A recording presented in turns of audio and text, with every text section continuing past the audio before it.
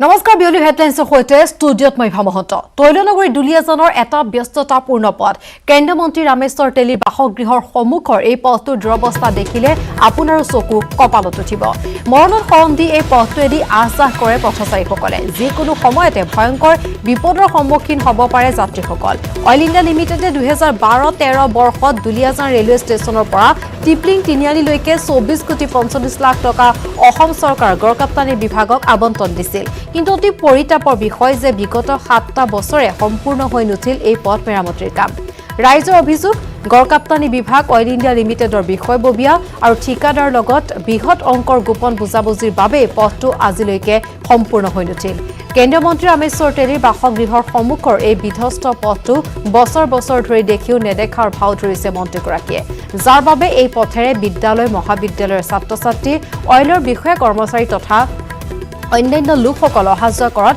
ব্যাপক অসুবিধাৰ সন্মুখীন হোৱাৰ লগতে উক্ত পথটোত থকা পুখুৰী সদৃশ গাঁতত পৰি কেইবাটাও দুৰ্ঘটনা সংঘটিত হৈছে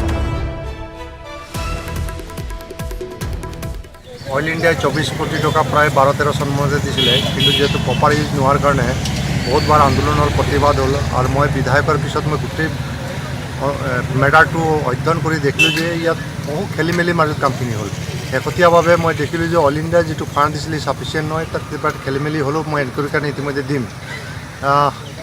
অসম চৰকাৰে SOPD স্কিমত ইতিমধ্যে মোক পইচা দিছিলে তাৰে 3 কোটি 48 লাখ টকা এই ৰাস্তা ৰিপেয়াৰিঙৰ কাৰণে দিছোঁ যদিও গভৰ্ণমেণ্ট প্ৰচেছ আৰম্ভ হৈছে যিহেতু এইটো দীঘলীয়া সময় লাগিব কিন্তু মই আজি ফটোক হোৱাটছআপত দেখিলোঁ কোনোবা সজাকৈ ব্যক্তিয়ে এটা বহুত ভয়ংকৰ এটা ফটো ইয়াৰ পৰা পঠিয়ালে সেইকাৰণে মই লগে মোৰ চাবুৱা দুলিয়াজান নাহৰকটীয়া চাব ডিভিজনেল টেৰিটৰিয়েল চাব ডিভিজনেল এক্সিকিউটিভ ইঞ্জিনিয়াৰ মোৰ SDO সকলোকে মাতি আনি মই চালোঁ যে এইটো ইমিডিয়েট যদি আমি কিবা নকৰোঁ তেতিয়াহ'লে নিশ্চয় ইয়াত মানুহ হয়তো কাৰোবাৰ হাত মুখ ভাঙিব এটা ডাঙৰ এক্সিডেণ্ট হোৱাৰ সম্ভাৱনা আছে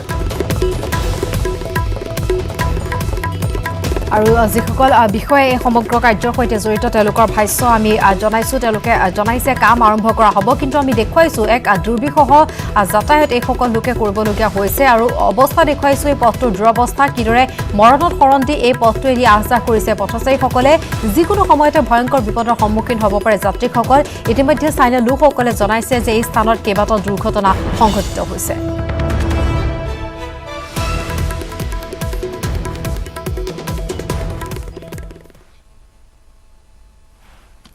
আগুৱাইছো পৰৱৰ্তী খবৰলৈ অসমত পুনৰ বৃদ্ধি হৈছে কৰোনাত আক্ৰান্ত লোকৰ সংখ্যা 1672 জনলৈ বৃদ্ধি হৈছে অসমত কৰোনাত আক্ৰান্ত লোকৰ সংখ্যা নতুনকৈ 51 জন লোক কৰোনাত আক্ৰান্ত হৈছে ধুবুৰীত 28 জন দৰঙত 13 জন কৰিমগঞ্জত 5 জন শোণিতপুৰত 3 জন লখিমপুৰত 2 জন লোক আক্ৰান্ত হৈছে টুইটাৰ যোগে এই কথা জনাইছে মন্ত্ৰী ডক্টৰ হিমন্ত বিশ্ব শৰ্মাই পুনৰ বৃদ্ধি হৈছে কৰোনাত আক্ৰান্ত লোকৰ সংখ্যা শেহতীয়াকৈ 51 জন লোক পুনৰ চিনাক্ত হৈছে ধুবুৰীৰ 28 জন দৰঙত 13 জন কৰিমগঞ্জৰ 5 জন শোণিতপুৰৰ 3 জন আৰু লখিমপুৰৰ 2 জন লোক কৰোনাত আক্ৰান্ত হৈছে আৰু নতুনকৈ আক্ৰান্ত এই 51 জনক লৈ এতিয়ালৈকে অসমত কৰোনাত আক্ৰান্ত লোকৰ সংখ্যা হৈছে 1672 জন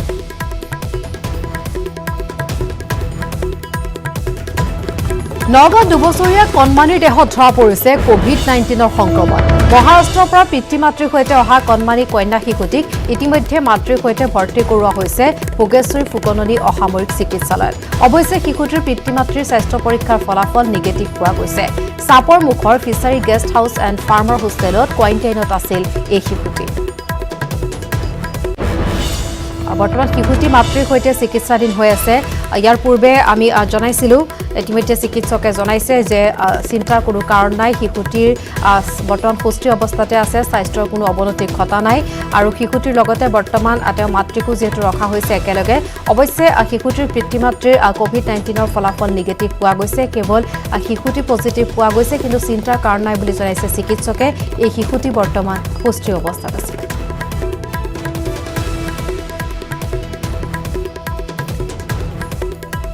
আৰু দেশত 2 লাখৰ ঘৰ অতিক্ৰম কৰিছে কৰোনা আক্ৰান্তৰ সংখ্যাই কৰোনাত আক্ৰান্তৰ সংখ্যা 2,07,615 জনলৈ বৃদ্ধি হৈছে বৰ্তমানলৈকে কৰোনাত মৃত্যু ঘটিছে 5,815 জন লোকৰ বিগত 24 ঘণ্টা 217 জন লোকৰ মৃত্যু ঘটিছে এদিনতে 8,909 জন লোক কৰোনাত আক্ৰান্ত হৈছে 2 লাখৰ ঘৰ অতিক্ৰম কৰিছে দেশত কৰোনাত আক্ৰান্ত লোকৰ সংখ্যাই আৰু আমি জনাইছো শেহতীয়াকৈ 2,07,615 জনলৈ যেহেতু আক্ৰান্তৰ সংখ্যা বৃদ্ধি হৈছে।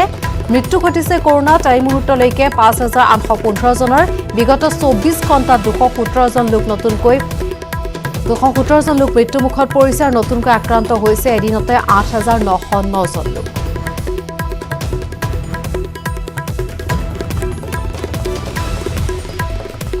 হুজাইত কেইবাখনো কোৱাৰেণ্টাইন চেণ্টাৰৰ পৰা সোমবাৰে 74 গৰাকী লোকক ঘৰলৈ যাবলৈ দিয়া হৈছে।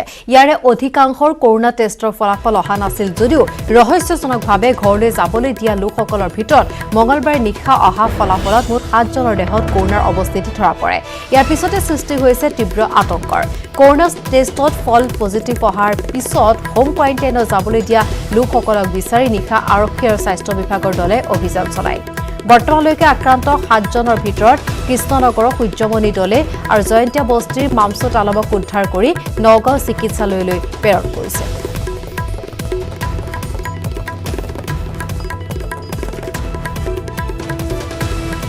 অৰুণাচল প্ৰদেশত বানত ছিগিছে পথ। মুখলধাৰ বৰষুণৰ বাবে বান পৰিস্থিতি অৱনতি ঘটিছে। মঙলবাৰে ৰাজ্যখনৰ বহু অঞ্চলত সৃষ্টি হৈছে বান। এই বানৰ সোঁতত উটি গৈছে ৰয়িং পাছিঘাট সংযোগী পথ। ডাম্বুকত সংঘটিত হৈছে এই ঘটনা আৰু দৃশ্য আমি দেখুৱাইছো। মুখলধাৰ বৰষুণৰ বাবে অৰুণাচল প্ৰদেশত বানত ছিগি পৰিছে পথ। বান পৰিস্থিতিৰ অৱনতি ঘটিছে বৰষুণৰ বাবে। মঙলবাৰ দিনটোত ৰাজ্যখনৰ বহু অঞ্চলত সৃষ্টি হৈছে বান।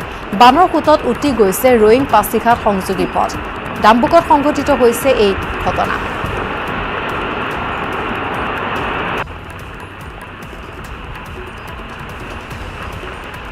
অৰুণাচল প্ৰদেশৰ দৃশ্য আমি দেখুৱাইছো। ৰয়িং পাছিঘাট সংযোগী এই পথ এনেদৰে ছিঙি গৈছে বানৰ সোঁতত। ডাম্বুকত এই ঘটনা সংঘটিত হৈছে।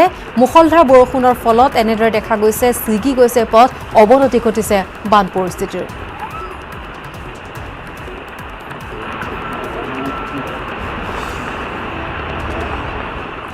আৰৱ সাগৰ নিসৰ্গৰ তাণ্ডৱ। সাগৰীয় ঘূৰ্ণীৰ বাবে 3 ৰাজ্যত বিশেষ সতৰ্কতা।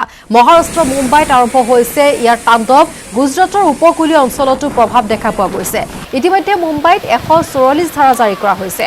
মুম্বাইৰ উপৰিও ৰায়গড়, আলিবাগতো বিশেষ সতৰ্কতা। গুজৰাটৰ চুৰাটত সতৰ্কতামূলক ব্যৱস্থা গ্ৰহণ কৰা হৈছে। বুধবাৰে তীব্ৰতৰ হ'ব গতিবেগ ঘণ্টাত 120 কিলোমিটাৰ বেগেৰে বতাহ বলাৰ কথা কোৱা হৈছে। ইতিমধ্যে ইয়াৰ প্ৰভাৱ দেখা পোৱা গৈছে।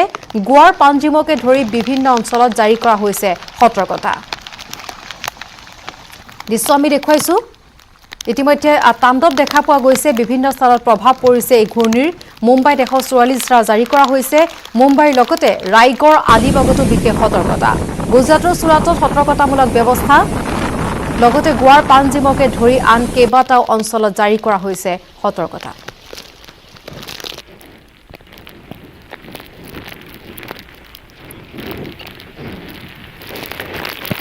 আৰু আলিবাগৰ পৰা আগবঢ়াইছে আমাৰ সাংবাদিক উদয় যাদৱৰ এক ৰিপৰ্ট।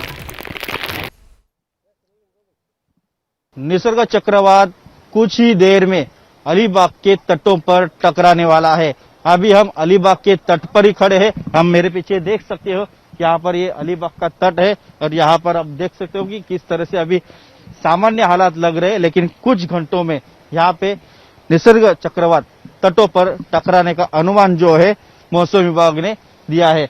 अभी यहाँ पर जो प्रिकॉशन जो लिए जा रहे हैं, एनडीआरएफ यहाँ पर है, एसडीआरएफ यहाँ पर है, उसके साथ साथ कोस्ट गार्ड और नेवी भी तैनात की गई है। आपातकालीन परिस्थिति में सभी संकट का मुकाबला करने के लिए हम सामने जो देख रहे हैं वो अलीबाग का प्रसिद्ध कुलाबा किला है। इस कुलाबा किला के आसपास काफी जो यहाँ के लोकल फिशरमैन है उनकी बोट्स यहाँ पे रहती है, लेकिन अभी सुरक्षा के कारणों के लिए यहाँ से सभी बोटों को हिलाया गया है। यहाँ से नजदीक जो मांडवा जेट्टी है, वहाँ मांडवा जेट्टी पे इन सभी फिशरमैन के जो बोट्स है वहाँ पर एंकर किए गए हैं ताकि कोई दुर्घटना ना घटे। अलीबाग के साथ साथ जो कीम बीच है, ढाल बीच है, उसके साथ साथ मुरुड और रेवदाना यहाँ के जो बीचेस है वहाँ पर भी काफी एहतियात बरती गई है। उसके साथ साथ यहाँ पे जो तटीय किनारे पे जो रहने वाले लोग हैं, फिशरमैन खास तौर पे, उन सभी को स्थलांतरित किया गया है। यहाँ से करीब 2 या 3 किलोमीटर अंतराल पर जो कॉलेजेस है, जो स्कूल है, वहाँ पे उनको स्थलांतरित किया गया है। उनकी सुरक्षा के लिए यहाँ से जो जिलाधिकारी है, कलेक्टर से, उन्होंने सभी लोगों को यहाँ से शिफ्ट किया गया है ताकि कोई दुर्घटना ना घटे। और आज सुबह से करीब 6 बजे से पूरे रायगढ़ डिस्ट्रिक्ट में बिजली जो है काट दी गई है। यहाँ के जितने भी इलेक्ट्रिक पोल्स हैं वहां पे कोई दुर्घटना ना घटे, इलेक्ट्रिक पोल्स गिरेंगे तो कोई शॉर्ट सर्किट भी हो सकता है, कोई बड़ी आपदा हो सकती है। इसके साथ साथ जो पेड़ गिरने वाले हैं उनको भी तुरंत साफ करने के लिए यहाँ पे प्रशासन ने काफी टीम जो है रोड पर भी तैनात की गई है, क्योंकि जब इस तरह का साइक्लोन आ जाता है, चक्रवात आ जाता है, तब और भी बहुत सारे दुर्घटनाएं जो हमेशा घटती रहती है।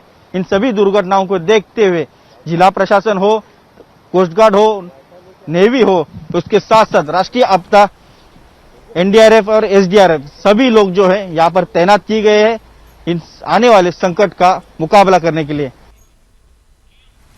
और खबर अब्याहत থাকিব এটা বিৰতিৰ পাছত। বিৰতিৰ পাছত নিষ্ক্ৰিয় কৰা হল ডিগবৈত উদ্ধাৰ হোৱা আইডি। সেনাৰ বোমা বিশেষজ্ঞই কৰিছে নিষ্ক্ৰিয়। বগাপানীৰ ৰাষ্ট্ৰীয় ঘাইপথৰ কাষত নিষ্ক্ৰিয় কৰা হৈছে আইডিটো। আমি ইয়াৰ পূৰ্বে জনাইছিলো কিদৰে আইডি উদ্ধাৰৰ পিছতে সমগ্ৰ অঞ্চলটোত আতংকৰ সৃষ্টি হৈছিল আৰু সেনা আৰু আৰক্ষীৰ লোকে বহু সময় ধৰি সেই অঞ্চলটোত দেখা পোৱা গৈছিল। তেওঁলোকে এক আতংকৰ পৰিৱেশৰ সৃষ্টি হোৱাৰ বাবে তেওঁলোকে প্ৰহৰা দিছিল। সেই অঞ্চলটো বহু সময় ধৰি সেই স্থানৰ সেইফালে কোনো লোকক অহা যোৱাত বাধা আৰোপ কৰা হৈছিল আৰু তাৰ পিছতে বিশেষজ্ঞৰ দল ইতিমধ্যে উপস্থিত হৈছে, নিষ্ক্ৰিয় কৰিছে আইডিটো। স্বস্তি নিশ্বাস এৰিছে স্থানীয় লোকসকলে স্বাভাৱিকতে, কাৰণ বহু সময় ধৰি আইডি উদ্ধাৰৰ ঘটনাই আতংকৰ সৃষ্টি কৰিছিল। সেনাৰ বোমা বিশেষজ্ঞ ইতিমধ্যে নিষ্ক্ৰিয় কৰিছে এই আইডিটো। বগাপানী ৰাষ্ট্ৰীয় ঘাইপথৰ কাষত উদ্ধাৰ হৈছিল এই আইডিটো।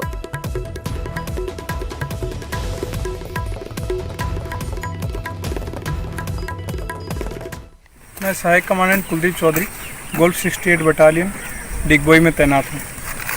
आज सुबह हमें सूचना मिली कि 3 गढ़वाल यूनिट द्वारा, इंडियन आर्मी की यूनिट द्वारा डिगबोई टाउन से 2 किलोमीटर दूर उत्तर दिशा के अंदर एक आईडी जो है उन्हें मिली है, संदिग्ध वस्तु मिली है। आईडी उस टाइम कंफर्म नहीं थी, लेकिन पता चला कि एक संदिग्ध वस्तु मिली है। तो उसको देखने के लिए हम भी मौके पे पहुंचे और हमने पाया कि 3 गढ़वाल की यूनिट द्वारा एरिया को कोर्डन किया गया है।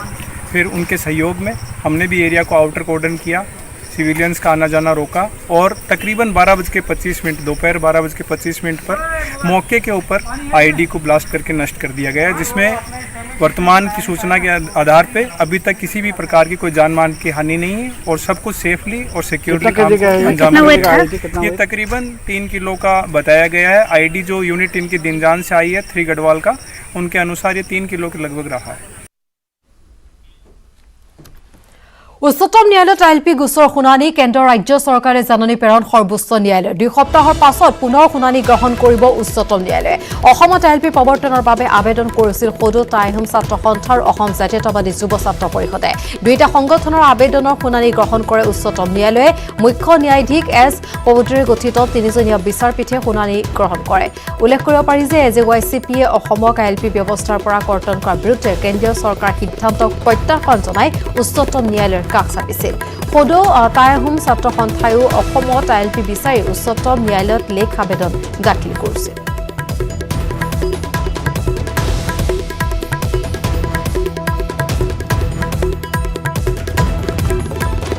আমি জনাইছো উচ্চতম ন্যায়ালয়ত আইএলপি গোচৰৰ শুনানি। কেন্দ্ৰ ৰাজ্য চৰকাৰে জাননী প্ৰেৰণ সৰ্বোচ্চ ন্যায়ালয়ৰ 2 সপ্তাহৰ পাছত পুনৰ শুনানি গ্ৰহণ কৰিব উচ্চতম ন্যায়ালয়ে। অসমত যিহেতু আইএলপি প্ৰৱৰ্তনৰ বাবে আবেদন কৰিছিল সদৌ টাইহোম ছাত্ৰ সন্থা লগতে অসম জাতীয়তাবাদী যুৱ ছাত্ৰ পৰিষদে, দুয়োটা সংগঠনৰ আবেদনৰ শুনানি গ্ৰহণ কৰে উচ্চতম ন্যায়ালয়ে। মুখ্য ন্যায়াধীশ এছ পৱুদ্ৰেৰ গঠিত 3জনীয়া বিচাৰপীঠে শুনানি গ্ৰহণ কৰে। এজেৱাইচিপিয়ে অসমক আইএলপি ব্যৱস্থাৰ পৰা কৰ্তন কৰাৰ বিৰুদ্ধে কেন্দ্ৰীয় চৰকাৰৰ সিদ্ধান্তক প্ৰত্যাহ্বান জনাই উচ্চতম ন্যায়ালয়ৰ দ্বাৰস্থ হৈছিল আৰু লগতে সদৌ টাইহোম ছাত্ৰ সন্থায়ো অসমত আইএলপি বিচাৰি উচ্চতম ন্যায়ালয়ত লেখ আবেদন দাখিল কৰিছিল।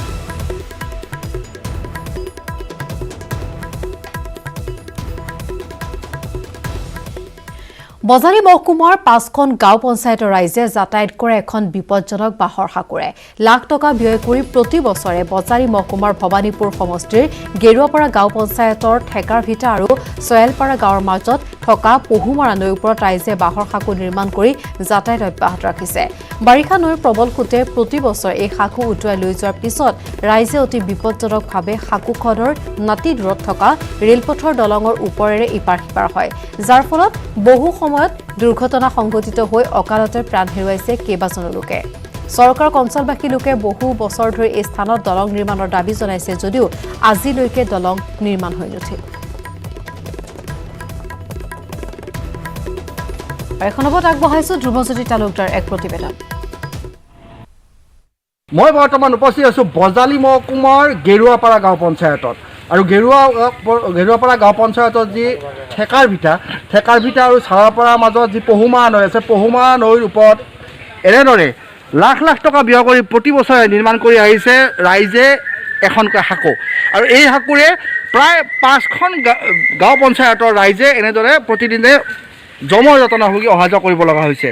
আৰু এই ক্ষেত্ৰত ইয়াৰ স্থানীয় লোকে বিধায়ক তথা যি চৰকাৰ প্ৰশাসনক বাৰম্বাৰ দাবী উত্থাপন কৰি আহিছে যদিও আজিলৈকে কোনো ধৰণৰ সুফল লাভ কৰা নাই। কেমেৰা পাৰ্চনক পুনৰ দেখুৱাবলৈ অনুৰোধ জনাইছোঁ যে এনেদৰে ইয়াৰ যিসকল স্থানীয় লোকসকলে প্ৰতি বছৰে স্থানীয়ভাৱে ধন উঠাই এনেদৰে লাখ টকা ব্যয় কৰি প্ৰতি বছৰে এনেদৰে সাঁকোখন নিৰ্মাণ কৰি আহিছে আৰু এনেদৰে এই স্থানেৰে এই পথেৰে এওঁলোকে অহা যোৱা কৰে। আৰু এই পথটো হৈছে 31 নং ৰাষ্ট্ৰীয় ঘাইপথ সংযোগী পথ। আৰু এই সন্দৰ্ভত আমি জানিবলৈ আগবাঢ়িছোঁ, স্থানীয় লোক আমাৰ লগত উপস্থিত আছে এই অঞ্চলৰ, তেওঁলোকৰ পৰা জানিব বিচাৰিম। নমস্কাৰ। যে কেনেধৰণৰ সমস্যা হয় বা ৰাইজে কিমান টকা ব্যয় কৰে প্ৰতি বছৰে? এতিয়া প্ৰতি বছৰে মোটামুটি 1 লাখৰ পৰা 1.5 লাখ টকা খৰচ কৰি এই সাঁকোটো বনাই আছে। কিন্তু মানুহৰ ইমান অসুবিধা, আজি বহু বছৰ ধৰি দাবী কৰি আহিছোঁ যে ইয়াতে এখন দলং লাগে। 6খন জিপিৰ মানুহ আপ ডাউন কৰি আছে এইটো ৰাস্তাত। এইটো আপোনাৰ সৰুপটা, ভালাগুৰি, আপোনাৰ চাউলাবাৰী, ঠেকাৰ ভিটা এনেকৈ মানুহ চব এই ৰাস্তা দি আপ ডাউন কৰে, কিন্তু উপায় নাই। চৰকাৰক দাবী কৰি আমি বিফল হৈছোঁ। গতিকে আমি এই চৰকাৰৰ প্ৰতি এটা আস্থা ৰাখিছোঁ যাতে এই ব্ৰিজখন আমাক সোনকালে কৰি দিয়ে। কণ ছাত্ৰ ছাত্ৰীৰ লগতে স্কুলীয়া ছাত্ৰ ছাত্ৰীসকলেও এনেধৰণে উচ্চ শিক্ষাৰ বাবে পাঠশালালৈ এই পথটোৰে প্ৰতিদিনে অহা যোৱা কৰে। আৰু এই মুহূৰ্তত কেৱল বছৰ পুনৰ দেখুৱাব যে এনেদৰে যি কণ ছাত্ৰ ছাত্ৰীসকল আছে এইসকলে এইখন সাঁকোৰে অহা যোৱা কৰে, নৈ ইপাৰৰ পৰা সিপাৰ হয়। লকডাউনে সলনি কৰিছে বহুতৰে জীৱন। আত্মনিৰ্ভৰশীল হ'বলৈ শিকালে লকডাউনে। আত্মনিৰ্ভৰশীল হোৱাৰ আশাৰে সাংবাদিক হেমন্ত কুমাৰ শৰ্মাই আৰম্ভ কৰিছে ফল মূলৰ দোকান। হেঙৰাবাৰীত হেমন্তৰ লোকেল ফৰ ভোকেল। সাংবাদিক ৰাজু বৰুৱাৰ এই সন্দৰ্ভত এক প্ৰতিবেদন আগবঢ়াইছো।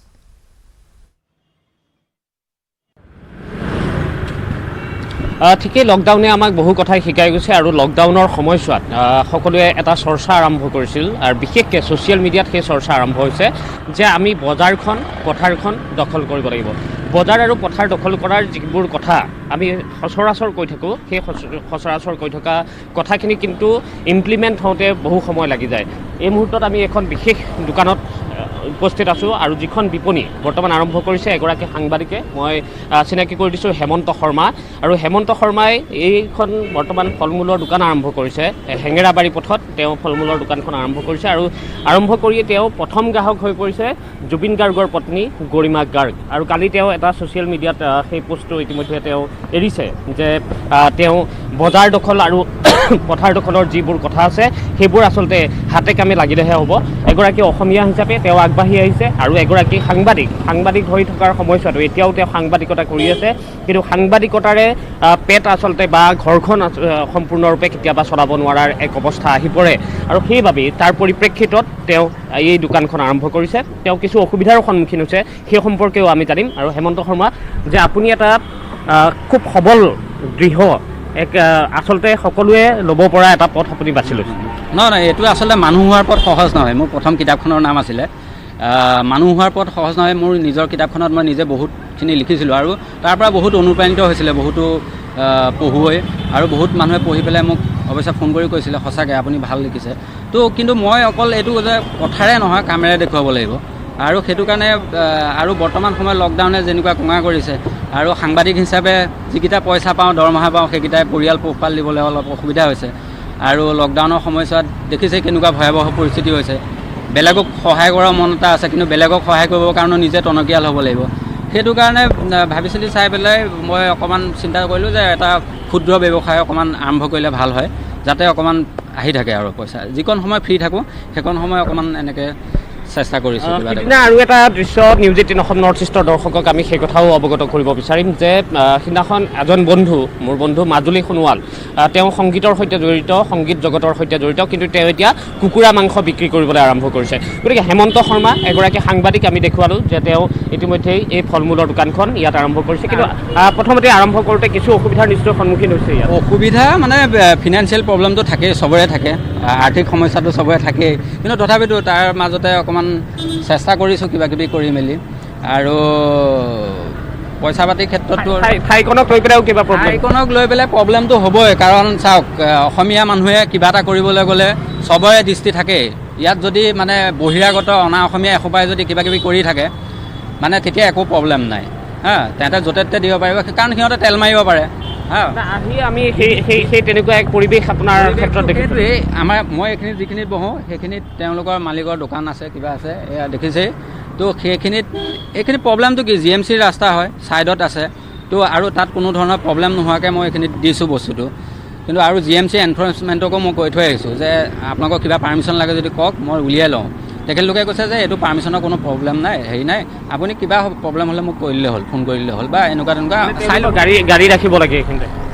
তেওঁলোকৰ এইখিনি কিবা গাড়ী ৰাখে, কিন্তু গাড়ীখন ৰাখিলে ট্ৰেফিক জাম হ'বহে এইখিনিত। আৰু এইখন সৰু গাড়ী ধুনীয়াকৈ ছাইডত সোমাই থাকে, ধুনীয়াকৈ প্ৰব্লেম নাই, আঁতৰাই দিব পাৰি, চকা থকা আছে।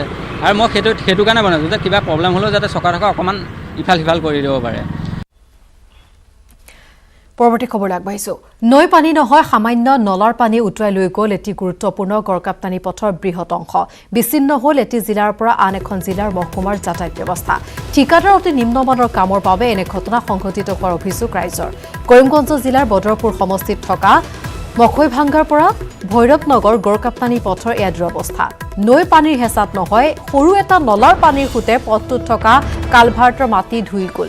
যোৱা দুদিনৰ পৰা ধাৰাসাৰ বৰষুণৰ ফলত কাষতে থকা টিলাভূমি আৰু পথাৰৰ অতিৰিক্ত পানীয়ে নলাটোত প্ৰবল বেগেৰে পানী প্ৰবাহিত কৰিছিল। স্থানীয় লোকৰ অভিযোগ মতে ঠিকাদাৰে টিলাৰ ৰঙা মাটিৰে পথ নিৰ্মাণ কৰাৰ বাবে এনেদৰে উটুৱাই লৈ গ'ল পথটো, যাৰ ফলত এতিয়া যাতায়াতৰ বাবে হাহাকাৰ কৰিবলগীয়া হৈছে স্থানীয় লোকসকলে।